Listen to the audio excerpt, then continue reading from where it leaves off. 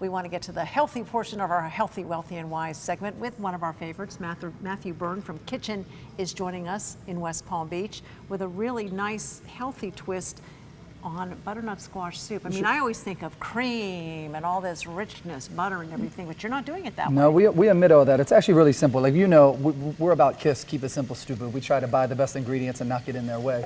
So this is a nice base recipe. We're using butternut squash today, but you could use root vegetables like celery root or anything really to put in here. Well, kind of a base recipe. Yeah. And then your garnish is where you can kind of get creative with it. But for today, we're using butternut squash. It's really great. We call it Bisque because it's creamy. We use a Vita Prep blender to blend at the end, which gives it a real nice creaminess. Well, how do you get it creamy without cream and without heavy cream? Literally the blender.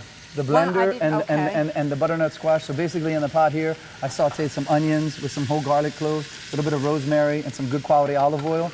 Let that caramelize. I added my butternut squash, like we were talking about. You can, even if you're scared of the butternut squash, because they are a big object that people are like, how do I peel it? It's a pain. You can Whole Foods, Publix. I think Trader Joe's and Publix. Trader Joe's will do it for you if they don't have it 100%, there. 100%. Now, do you have to take, so some of the skin we peel the outside, the really tough skin off, exactly. We use a vegetable peeler, but again, you can have it done for you. You probably prefer to do that. How long does it take to soften everything?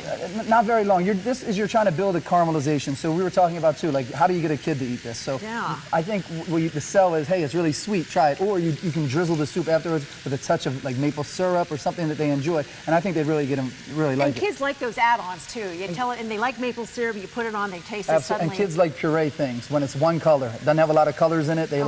They'll taste it, you know? Do your kids eat this? Absolutely. Do they? So and the onions help make it sweet? Absolutely. We use Vidalia onions, and once this is caramelized a little bit, you can go a little longer. The longer you go, the more caramelization you'll get, which will make the soup a little sweeter.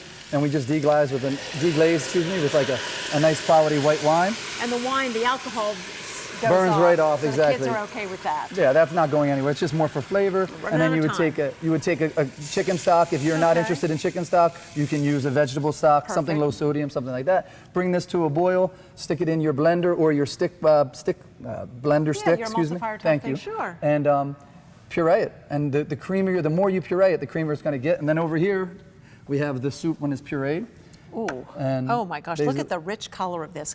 I don't know if I can tip this a little bit for you to see it. Look at that color.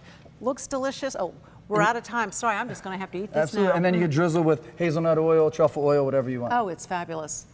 That's a meal. Nice thing is, Glenn was saying it's getting cold soon, so make a pot of this, keep it in the freezer. Oh, boy, the ideas are getting better and better, aren't they? Thank you so much. My pleasure. Thanks for having me. Quick and easy, too. Absolutely.